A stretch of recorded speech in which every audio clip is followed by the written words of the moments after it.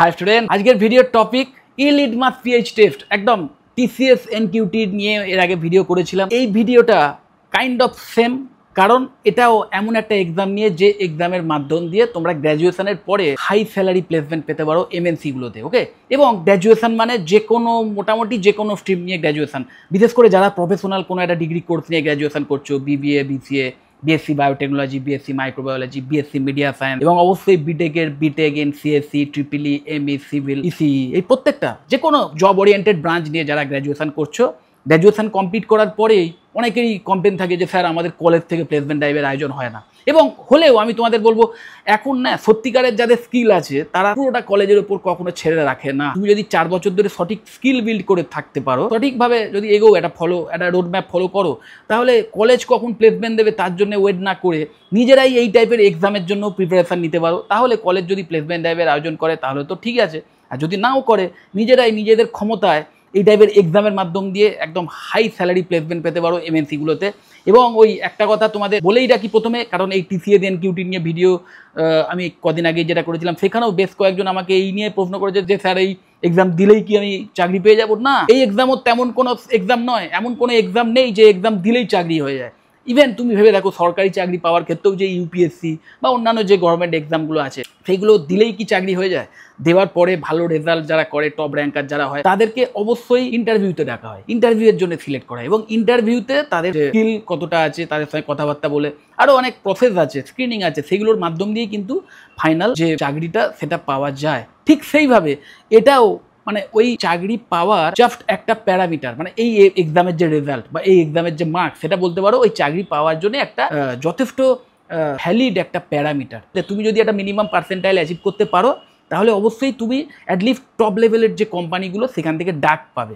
এবং তার জন্য অবশ্যই সেই কোম্পানিতে কী টাইপের চাকরির জন্য নেওয়া হচ্ছে এবং সেই রিলেটেড অন্যান্য স্কিল তোমার মধ্যে আছে কি না সেটাও অবশ্যই বিবেচ্য বিষয় হবে। যে একটা আইটি বেসড চাকরির জন্যে নিশ্চয়ই তোমার মধ্যে হয়তো ম্যানেজমেন্টের বিভিন্ন স্কিল আছে, তুমি হয়তো ভালো মার্কেটিং রিলেটেড ম্যানেজমেন্টের স্কিল তোমার ভালো আছে, বা তোমার এইচআর রিলেটেড স্কিল ভালো আছে, তাহলে একটা আইটি বেসড চাকরির জন্য নিশ্চয়ই তোমাকে হায়ার করা হবে। তো তোমার সেই রিলেটেড পার্টিকুলার সেই ডোমেনের স্কিল থাকতে হবে, আবার ভাইস ভার্সা। তো এইভাবে বুঝতেই পারছো, এটা জাস্ট একটা কমন প্ল্যাটফর্ম, একটা কমন এক্সাম, যে এক্সামের মধ্যে দিয়ে তোমার বেসিক কিছু স্কিল সেটা আছে কিনা, যেটা কিনা মানে একটা কিছু প্যারামিটার বা কিছু বেসিক স্কিল যে কোনো এমএনসিতে যে কোনো ধরনের চাকরি পেতে গেলেই কিন্তু মিনিমাম দরকার হয়। ওকে, তো সেই স্কিলটা তোমার আছে কিনা সেটা দেখে নেবার একটা অসাধারণ টেস্ট। এবং এই যে ইলিটমাস, এই টেস্টের যে মার্কস, সেই মার্কসকে কিন্তু world wide various kind of MNC, top লেভেলের এমএনসি, সার্ভিস বেস এবং প্রোডাক্ট বেস, তারা কিন্তু এই এক্সামের টেস্টকে বা এই এক্সামের যে মার্কস তাকে ভ্যালিডেশন দেয়। ওকে, তো ভীষণ ভালো একটা গেটওয়ে। তো এই এক্সাম নিয়ে যতটা সম্ভব ইনফরমেশান তোমাদের দেওয়ার চেষ্টা করি। তো প্রথমেই দেখো, what is eLitmus pH test, এটা একটু বুঝে নাও। এর national level employability exam conducted by eLitmus evaluation private limited. একদম এই প্রাইভেট লিমিটেড যে কোম্পানি, এরাই এই ন্যাশনাল লেভেলের এই এক্সাম কিন্তু কন্ডাক্ট করে। মেজার প্রবলেম সলভিং, কোয়ান্টিটেটিভ মানে সোজা কথা ম্যাথামেটিক্স এবং analytical skill of freshers. Then companies use your PH score to shortlist candidates for interview, valid for entry level jobs across various industries. Who can apply? Eligibility criteria to দেখে নি, ওই minimum qualification any graduate, BTech, BCA, MCA, BSc, BCom, BBA।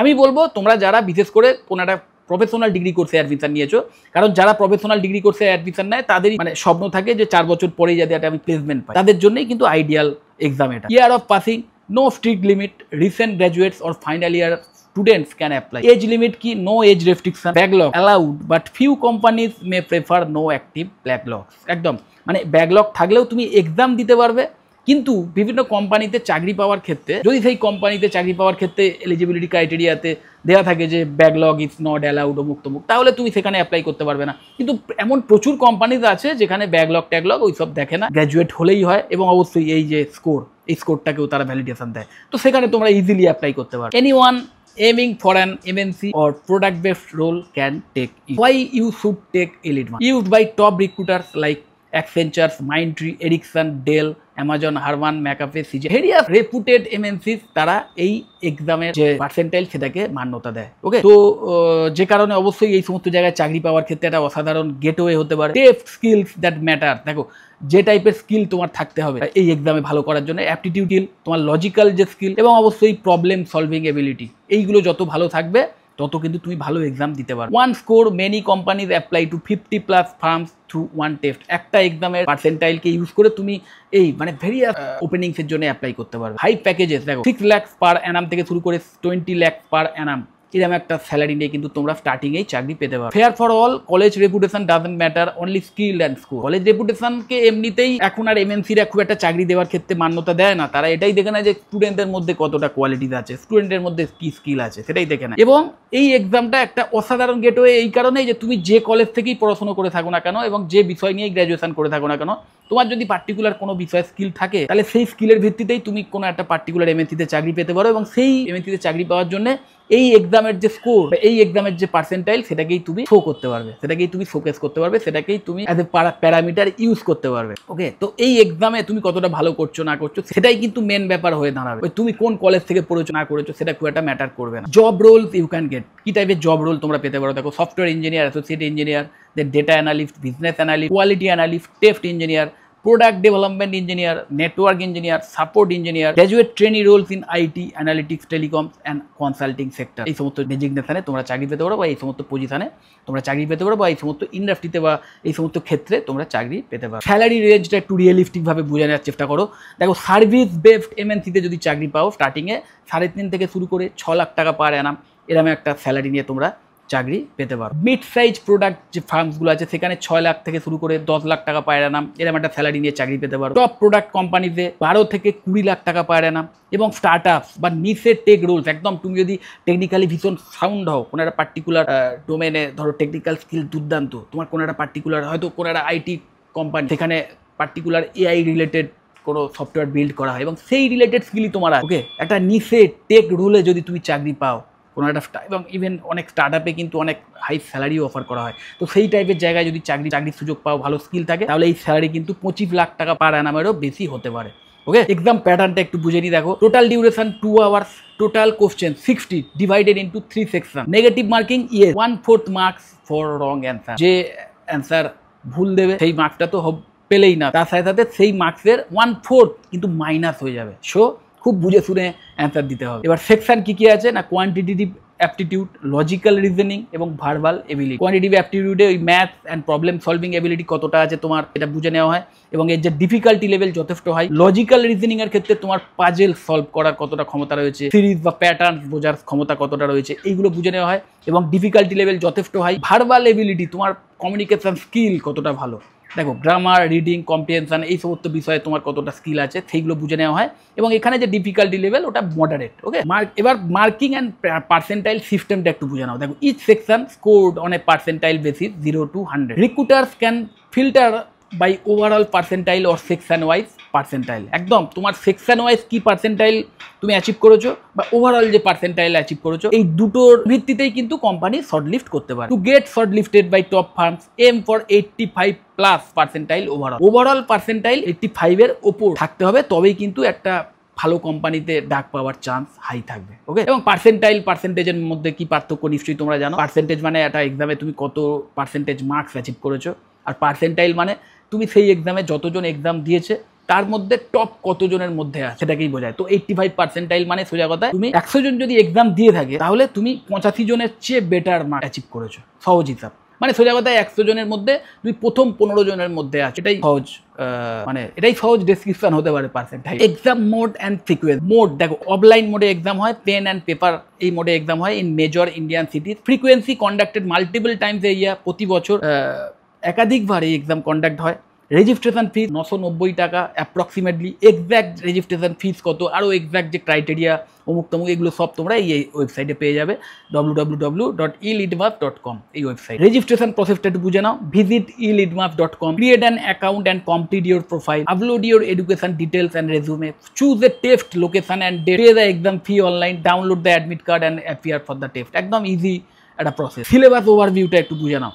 Quantitative অ্যাপটিটিউডের জন্য তোমাদের এই number system, percentage, ratio, proportion, averages এই সমস্ত সাবজেক্টগুলোর ওপর দখল রাখতে হবে। Time, speed, distance, time and work, geometry, probability, permutation and combination এই সমস্ত সাবজেক্টের ওপরও দখল রাখতে হবে। লজিক্যাল রিজনিংয়ের জন্য data interpretation, seating arrangement, coding, decoding, blood relation, direction, syllogism, logical puzzles এই সমস্ত সাবজেক্টের উপর দক্ষতা তোমাদের থাকতে হবে। ভার্বাল এবিলিটি এই সেকশানে vocabulary, grammar, sentence correction, reading comprehension, synonyms, antonyms এই সমস্ত সাবজেক্টের উপর তোমাদের দক্ষতা থাকতে হবে। মানে এই সমস্ত বিষয়গুলোই কিন্তু এই সিলেবাসে আছে, মানে এই বিষয়বস্তুগুলোর উপরই কিন্তু এক্সাম হয়। এবার হাউ টু প্রিপেয়ার কোয়ান্ট, দেখো কোয়ান্টের জন্য মানে সোজা কথা ম্যাথসের জন্য RS আগরওয়ালসের বই তোমরা ইউজ করতে পারো। রিজনিংয়ের জন্য তো logical reasoning by RS Agarwal এই বুক তোমরা ইউজ করতে পারো। ভার্বাল এবিলিটি স্ট্রং করার জন্য word power made easy by Norman Lewis এই বই তোমরা ইউজ করতে পারো। মক্স, দেখো মক টেস্ট দেওয়াটা ভীষণ ইম্পর্টেন্ট।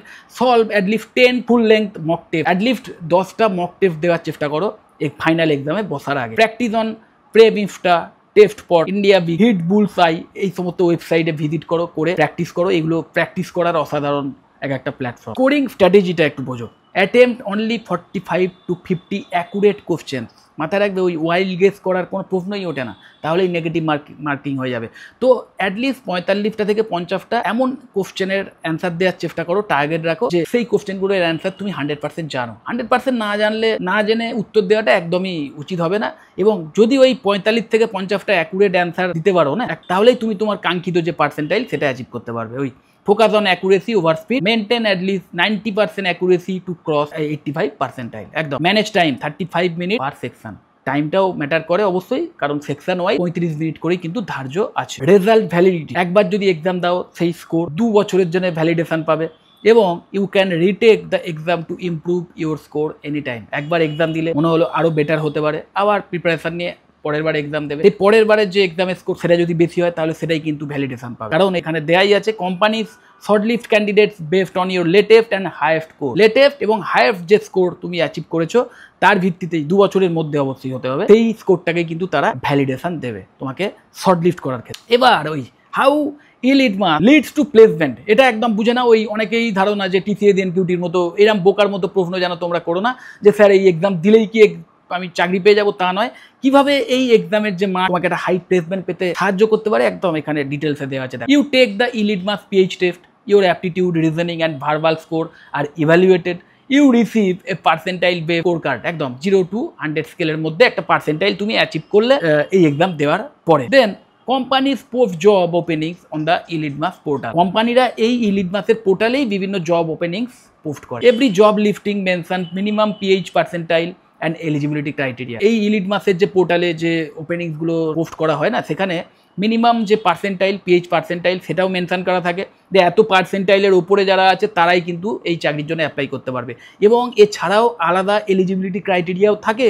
ওই যেটা বলছিলাম যে পার্টিকুলার বিভিন্ন জব রোলে বিভিন্ন রকম কোয়ালিটির দরকার হয়, বিভিন্ন রকম স্কিল সেটের দরকার হয়।